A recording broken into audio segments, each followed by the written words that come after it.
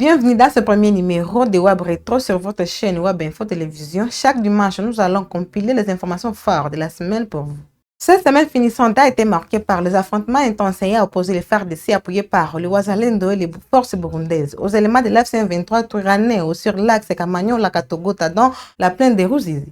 5 jours après des violents combats, les rebelles ont pris hier, samedi 6 décembre, le contrôle de la cité de Luvungi, avançant jusqu'à la zone de Mutarouli. Le déplacement des populations ont été enregistré jusque-là. Aucun bilan officiel n'a été communiqué. Face à cette situation, les forces armées de la RDC ont communiqué. Selon leur porte-parole, ces opérations viseraient à saboter les accords de paix de Washington et de Doha et à compromettre les efforts pour établir la sécurité dans l'Est de la RDC. Il a précisé que les FARDC soient sûrs que toutes les mesures nécessaires sont prises pour contrer cette coalition et protéger la population. Le général Sylvain Ekenge est ici. En ce moment crucial où la communauté internationale, à travers les États-Unis d'Amérique et le Qatar, s'active pour le retour de la paix au Nord Kivu et au Sud Kivu, les forces armées de la République démocratique du Congo dénoncent pour la énième fois la violation de la cessation des hostilités par la coalition AFC M23 soutenue par le Rwanda. En effet, depuis le matin de ce mardi 2 décembre 2025, l'armée rwandaise et ses supplétifs de l'AFC M23 mènent une série d'attaques contre les positions des FARDC à Kaziba, Katogota et Lubarika au Sud Kivu.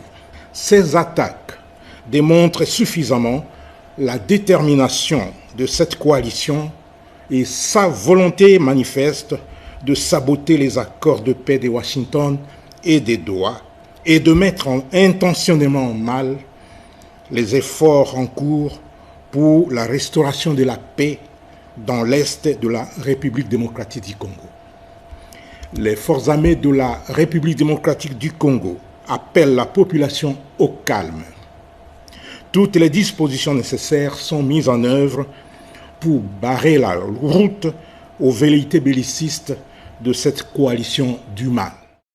L'accord de paix économique de Washington entre la RDC et le Rwanda a largement marqué la semaine. Avant son internement, l'opposant congolais Martin Fayulu a mis en garde contre cette démarche prévoyant une coopération économique RDC-Rwanda, notamment dans l'exploitation des ressources naturelles.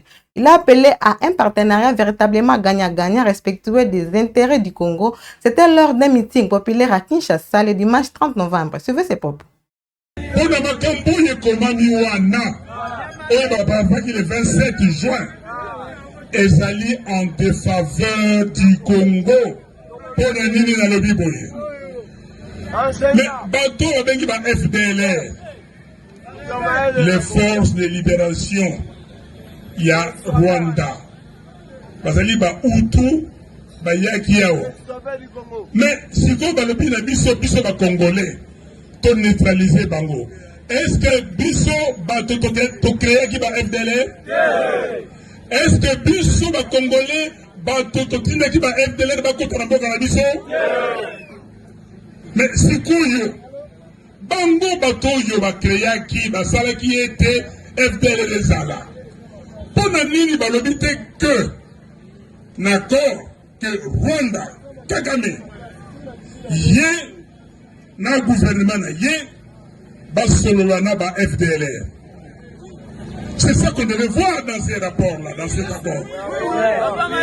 Pour Basilisa Makele na bango, Basilisa Matata na bango, Basala cadre, il y a discussion entre le gouvernement rwandais et les FDLR. C'est bon été. Yango na biso na la muka. Tango bandeko bakeneki na Angola, na Luanda, basigné makambona balobi que oh non, le gouvernement congolais doit neutraliser le FDLR. Nous avons dit que ce gouvernement-là a capitulé. Tomoni ndenge ba Hutu ba koti awa. Ba bangani bango na armée patriotique rwandaise. Mais nous n'avons pas de armée wana.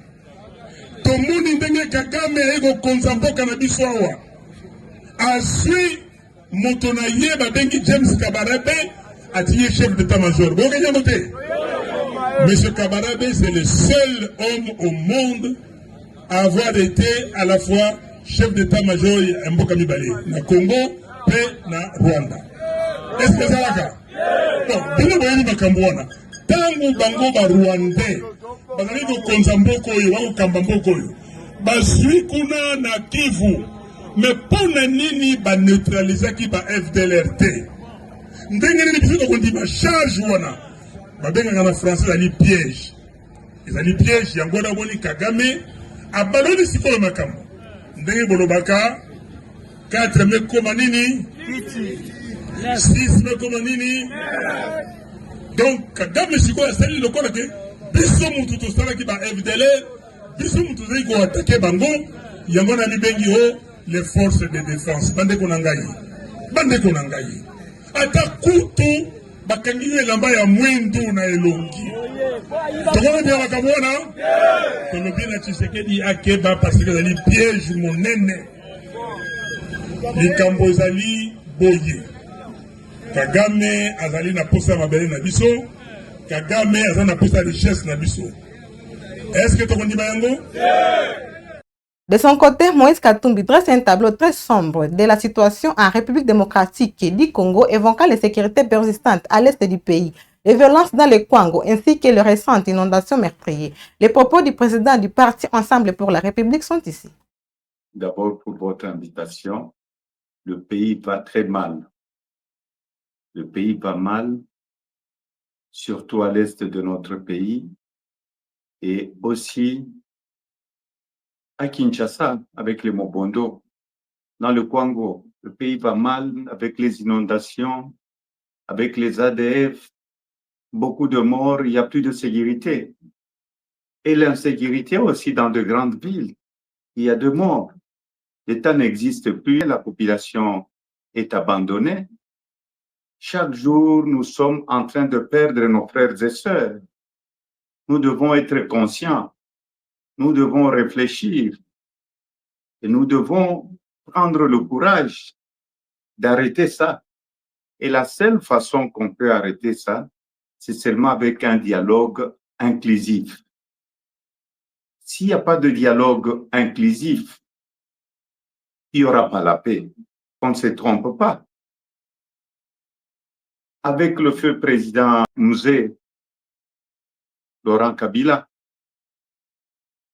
Dans son allocution jeudi 4 décembre à Washington, lors de la cérémonie d'entérinement de l'accord de paix, le président de la RDC, Félix Tshisekedi, a déclaré que la RDC prend l'engagement solennel, en toute sincérité, de mettre en œuvre toutes les obligations qui découlent de l'accord, tout en espérant que le Rwanda respectera lui aussi la lettre et l'esprit des engagements pris.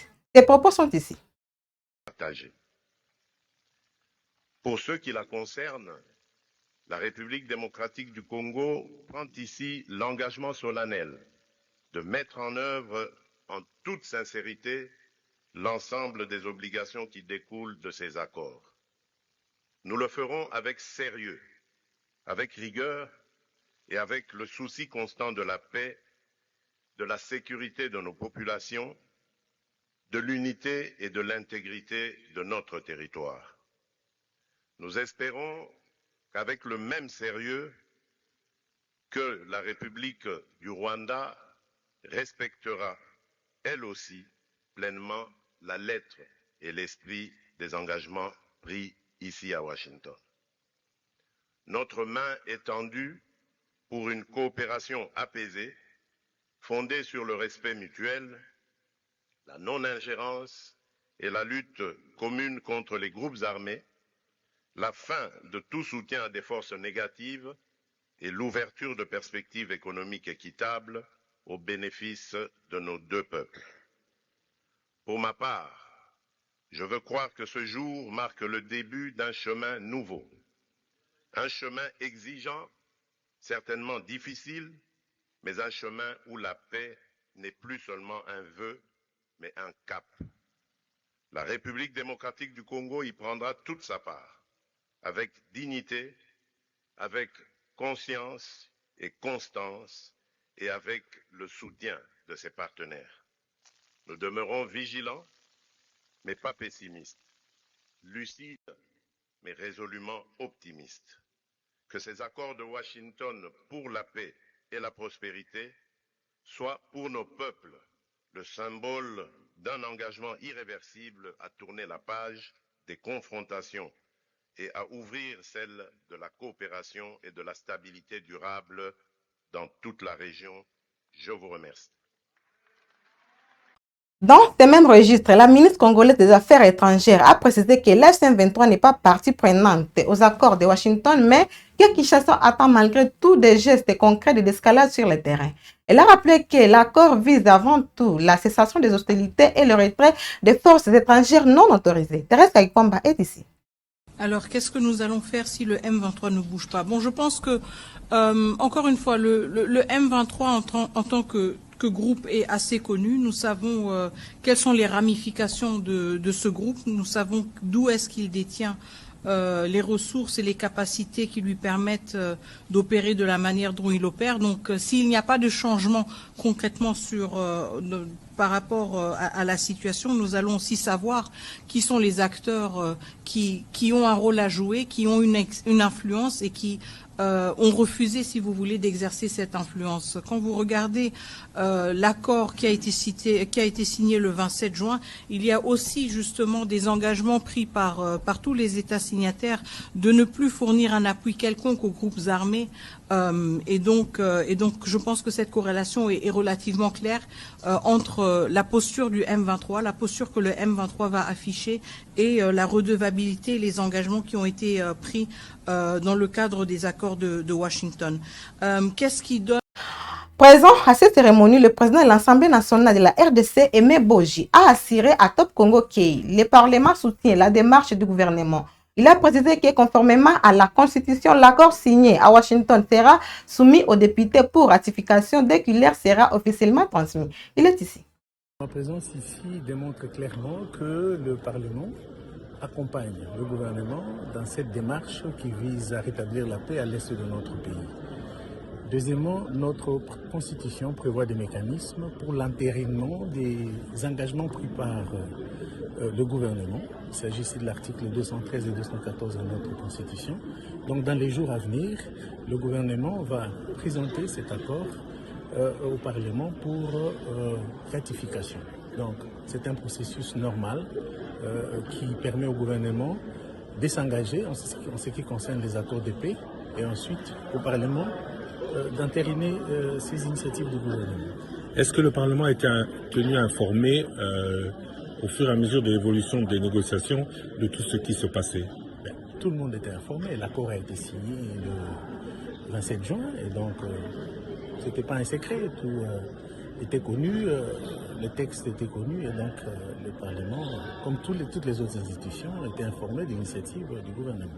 L'entérinement du Parlement est obligatoire ou la discussion au niveau du Parlement peut susciter problème sur le fond du texte? Pourquoi est-ce que la discussion devrait susciter problème sur le fond du texte? La démarche est saluée par tous les Congolais. Tout le monde veut la paix. Ce n'est pas le Parlement qui représente le peuple congolais qui va aller dans le sens contraire. Et donc, c'est un besoin réel de rétablissement de la paix à l'est de notre pays. Et le Parlement, qui porte la voix du peuple, ne peut que suivre cette démarche louable et salutaire pour notre pays.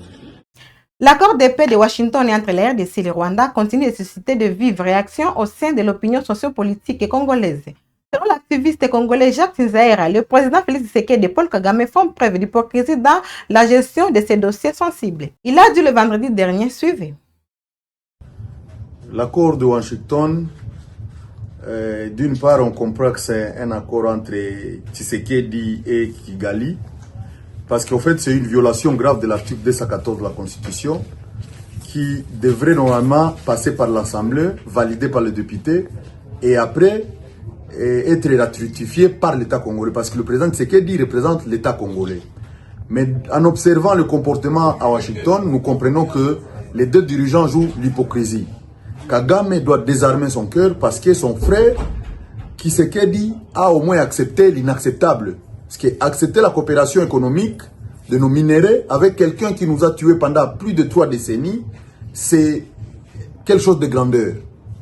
Mais nous appelons aussi la communauté internationale, le président américain, que la paix n'est pas seulement le silence des armes. Parce que les Congolais vivent une autre guerre qui s'appelle mauvaise gouvernance. Tshisekedi doit quitter Washington en désarmant son cœur et en mettant fin à une gouvernance en club d'amis où ils prennent le pays comme leur boutique. Parce qu'aujourd'hui, la population n'a pas de l'eau, n'a pas d'électricité, il n'y a pas de routes, il n'y a pas l'économie. Et Washington devrait aussi penser à nos économies qu'ils ont pillées à Goma. Lors de la prise de Goma le 27 janvier, le M23 et sa bande ont pillé les boutiques, les magasins à Goma. Ils ont rendu la population pauvre. Goma et Bukavu pleurent. Et aujourd'hui, comme il y a cet accord économique, ils devraient aussi voir comment dédommager ces jeunes qui aujourd'hui sont au chômage, ils ont perdu leurs biens, les jeunes qui s'est débrillés. Ils peuvent peut-être penser finir une guerre à Washington aujourd'hui et en créer une autre demain. Ces milliers de jeunes qui sont devenus pauvres à cause de cette guerre de compromission, ils ne savent pas comment est-ce que Washington ou Doha a pensé à les dédommager par rapport à tout ce qui s'est passé à Goma. Et nous croyons que la vraie paix, c'est là la fin de la mauvaise gouvernance, que ces dirigeants qui nous gouvernent pensent qu'ils ont un pays à développer et une population à protéger.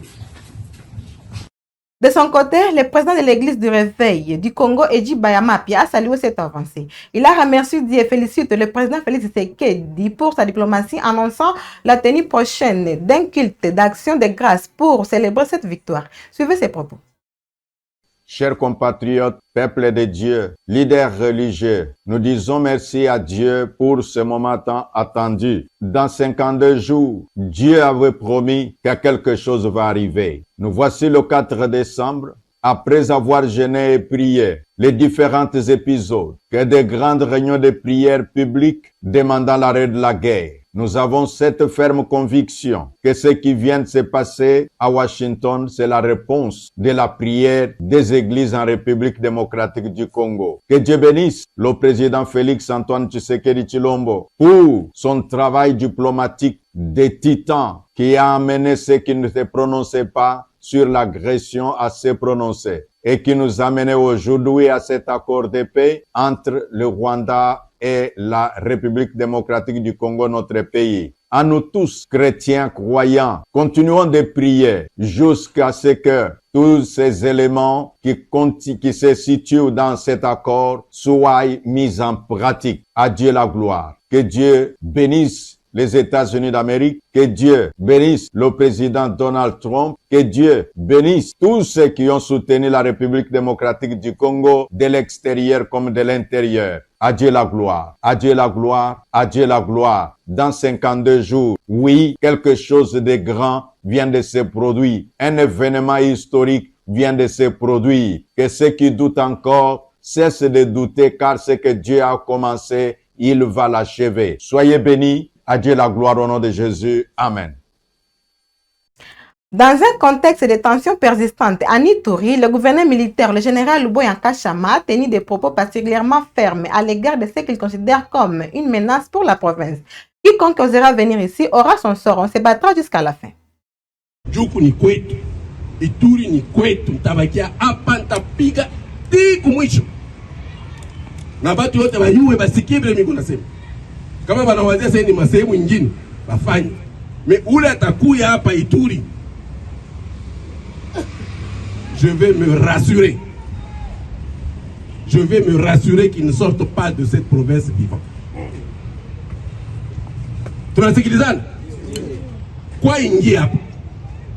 Mais lakini hautatoka mzima. Et je suis sûr que les enfants de l'Ituri vont m'accompagner dans cette mission.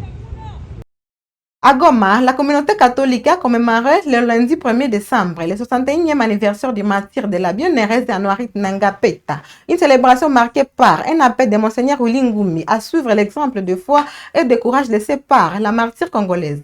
Aux côtés de l'église, une délégation de l'AFC M23 également a pris part à l'événement. Reportage.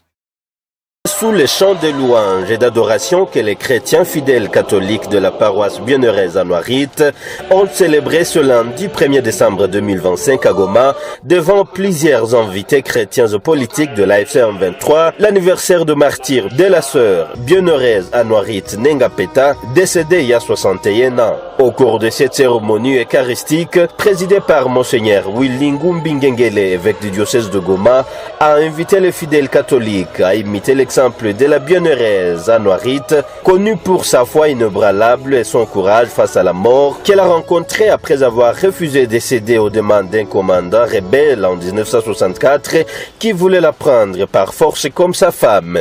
L'évêque du diocèse de Goma en a outre saisi de l'occasion pour remercier les autorités de l'AFC M23 pour avoir amélioré la sécurité dans les zones libérées par le mouvement et les invite à faire davantage.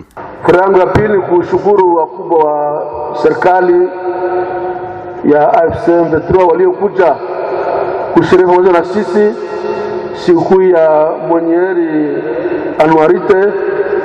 Ninapenda pia kuwashukuru kwa usalama tunaoona katika mji wa Goma, katika pande mbalimbali za jimbo letu.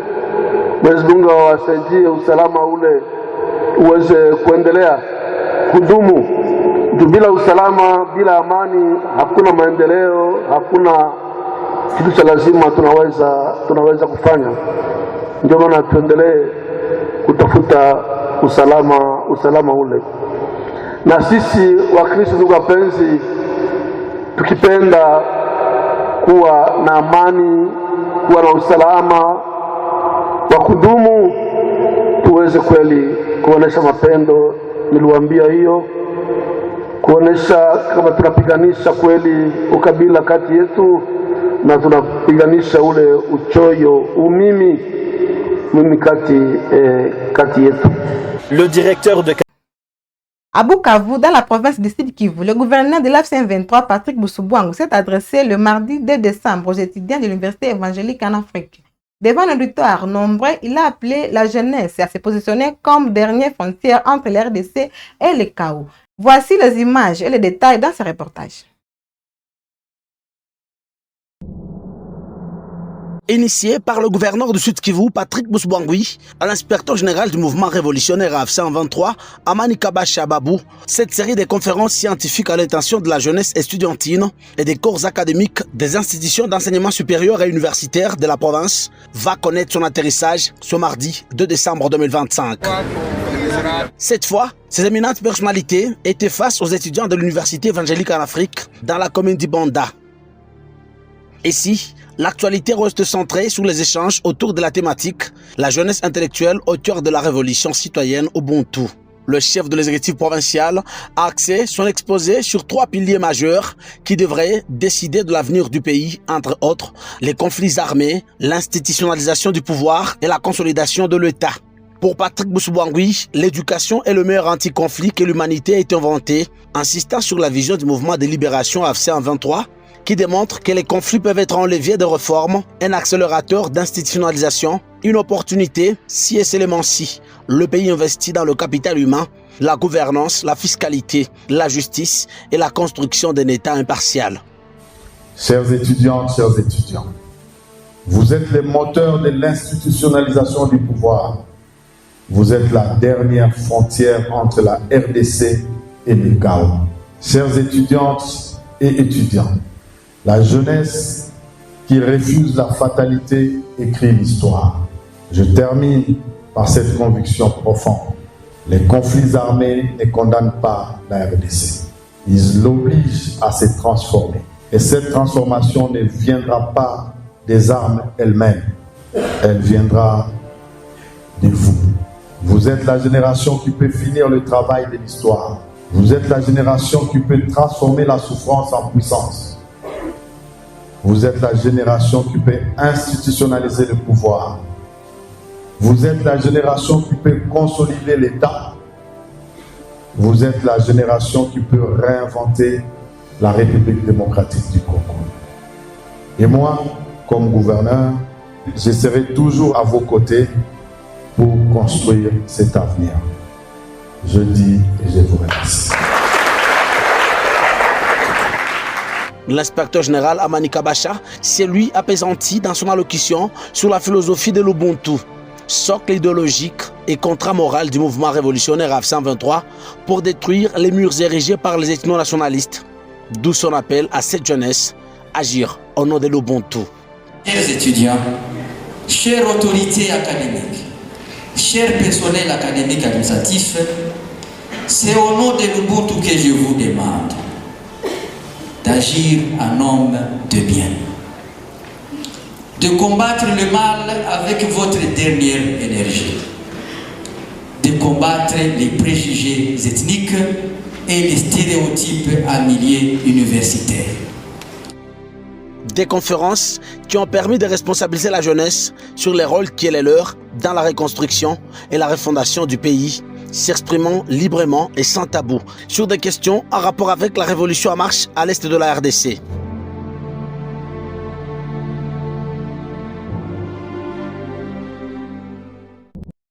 Le général Edi Kapen, commandant la 22e région militaire, a salué la vigilance des populations du Haut-Katanga et des provinces voisines. Selon lui, le refus de toute tentative de déstabilisation ou d'importation de la rébellion contribue à maintenir la stabilité dans la région. Il a dit le lundi dernier lors du dépôt des résolutions du symposium de l'INILU à l'Assemblée provinciale du Haut-Katanga. Suivez. Et de rassurer nos populations que l'armée de la République, c'est l'armée du peuple. Que désormais, les soldats, plutôt que de créer la peur parmi la population, ils doivent plutôt créer l'assurance, protéger la population et donner confiance. Voilà pourquoi, pendant plusieurs mois, nous avons été dans toutes les universités, sur l'ensemble de la 22e région militaire, pour pouvoir échanger avec les étudiants. Et sur un grand thème qui était le patriotisme. Et nous nous sommes dit, les étudiants et nous militaires, que désormais, nous formons un mariage qui nous permette de préparer et de construire ensemble la paix. Et nous avons démontré que la paix ne s'obtient pas toujours, et surtout pas particulièrement par les armes. C'est plutôt par la participation de toute la population, en s'appuyant sur son armée, que nous pouvons construire la paix et la sécurité. Pour tout le monde, civils et militaires, nous nous étions engagés à dire non à la guerre, à dire non à la participation aux troubles, à l'importation de l'insécurité dans notre milieu. Nous nous sommes engagés à dire non à la complicité et nous nous sommes engagés à dire non à la rébellion. Le moment est là que les conclusions sont données. Il est l'occasion pour nous, en tant que commandant de cette région militaire, de vous remercier, de vous féliciter, parce qu'effectivement, vous avez démontré que vous refusez la guerre, vous refusez la trahison et vous refusez d'importer les troubles dans l'espace qui constitue la 22e région militaire. Nous devons continuer à barrer la route à toute personne de mauvaise volonté qui voudrait provoquer et perpétrer la mort parmi nous. Parce que nous avons vu ensemble les conséquences de la guerre. L'entendre à distance, c'est autre chose. Mais la vivre dans sa chair, c'est pire que l'imagination. Et de féliciter et de demander que cette mobilisation continue. Nous devons refuser la guerre chez nous. Absolument, nous devons refuser. Refuser de trahir la patrie. Nous sommes un peuple, nous sommes un pays et nous devons demeurer unis dans la paix. Et tous, derrière le chef de l'État, qui ne dort pas, il est dans les avions, toujours et partout, pour négocier, pour dialoguer, pour parler, de manière à apporter la paix et la sécurité sur l'ensemble de notre pays. Ici donc, je suis fier d'être devant vous pour vous dire merci. Merci pour tout ce que vous faites de manière à permettre à l'armée de faire son travail, d'être la sentinelle de votre vie. Nous ne dormons pas parce que vous devez dormir. Nous n'aménageons aucun temps de répit parce que nous voulons que vous soyez calme et que tout ce que vous faites, continuez à le faire calmement. Je voudrais donc ici, avant de finir ces petits propos, solliciter encore une fois votre confiance dans votre armée. Nous faisons un effort de pouvoir enlever le prétexte de peur. Désormais, soyez courageux à dénoncer tout comportement irrégulier, d'indiscipline que peuvent perpétrer nos soldats, nos policiers. Il faut les dénoncer pour nous permettre de les sanctionner. Toujours à Lubumbashi, l'opération Pas d'école et d'université publique sans banc du service national franchit une nouvelle étape. Le lieutenant général Jean-Pierre Kassongo-Kabouki a remis 1500 bancs pupitres au complexe scolaire Kiweli. Une action qui vise à renforcer les équipements des établissements publics tout en offrant une seconde chance aux jeunes réinsérés. Reportage. Quand l'État décide de réparer, il ne fait pas dans la demi-mesure. Ce vendredi à Lubumbashi, c'est un symbole de l'excellence scolaire congolaise qui a repris des couleurs, le complexe scolaire Kiweli. Niché au cœur de la ville, cette école mythique ex-Athénée de Kiweli est un pilier de l'histoire éducative du pays. Érigée avant l'indépendance pour former les élites, elle incarne à elle seule le prestige de l'enseignement congolais d'antan. Mais les années ont pesé, les infrastructures se sont dégradées, le bâtiment porte les stigmates du temps.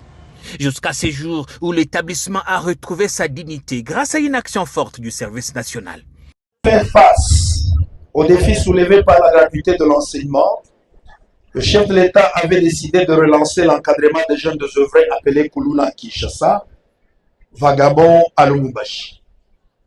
Après un séjour d'encadrement civique et patriotique au centre pilote Laurent Désiré Kabila à Kanyama-Kasese, ces jeunes ont été initiés au métier. Parmi eux, nous comptons des menuisiers, des maçons, des ajusteurs, des conducteurs d'engins lourds et agricoles, etc., etc. Ce sont ces jeunes menuisiers formés à Kanyama-Kasese qui ont fabriqué des bancs qui sont aujourd'hui mis à la disposition des écoles de la République démocratique du Congo, dont les écoles du complexe scolaire ex-Athénée Kiwele, à savoir Institut Ouezo, Lycée Kiwele, Institut Moto, Institut des Beaux-Arts, Institut d'éducation physique, Institut Bana-Congo, Institut Bomi, EP Kiwele 1, EP Kiwele 2, EP Maïcha, EP Kiwele 3, EP Kibalamete, EP Kiwele 4 qui reçoivent ces jours 1500 bancs pupitres. Des applaudissements mérités. Au total, 13 écoles, dont 6 primaires, bénéficient de cette initiative de celui qu'on appelle ici le premier enseignant du pays. Le président de la République qui place l'éducation au centre de son action. Et le service national répond à cet appel, non par des promesses, mais par des réalisations concrètes. Sur ordre du chef de l'État, le service national a commencé par former des menuisiers. Avec un personnel ainsi disponible, il a installé des ateliers modernes de menuiserie à Kinshasa, à Kananga, à Mbujimayi, à Lubumbashi, à Chikapa, à Kikwit, à Mandaka, à Kimpese, etc., etc. Avec ce banc, le problème des capacités d'accueil dans des écoles est résolu. En même temps, le service national, avec des jeunes qui se sont spécialisés à la maçonnerie, construit des écoles. Aujourd'hui, plus d'une trentaine d'écoles entièrement construites par le service national sont opérationnelles dans le Kassa et le Katanga. Avec ses 160 salles de classe, Chiwele retrouve un nouveau souffle grâce à cette action salvatrice. Permettez-moi de m'appliquer d'un devoir patriotique, celui d'adresser le remerciement le plus sincère à son Excellence Félix Antoine Tshisekedi Tshilombo, président de la République démocratique du Congo et premier des enseignants, pour ce précieux outil didactique de grande beauté, en l'occurrence 1500 bancs scolaires, mobilier indispensable dans la formation adéquate de notre jeunesse. Cette remise s'inscrit dans le cadre de l'opération Pas d'école publique sans banc, une campagne d'envergure qui redonne à l'enseignement congolais les conditions minimales de dignité. De Kinshasa à Mbujimayi, en passant par les Kassi, Kananga ou Lubumbashi, des écoles, instituts supérieurs ou universités sont progressivement équipées. Chiwele, comme bien d'autres, renoue ainsi avec sa vocation, former, élever et bâtir l'avenir.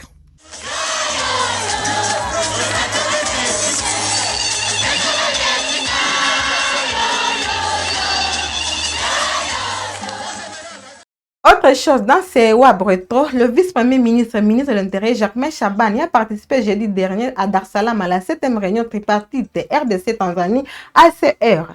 La discussion portait sur les répatriements volontaires de réfugiés congolais vivant en Tanzanie. À l'issue des travaux des 3 parties, ont signé un communiqué conjoint fixant les engagements et les modalités pratiques pour garantir un retour sûr, volontaire et digne de ces réfugiés. Reportage.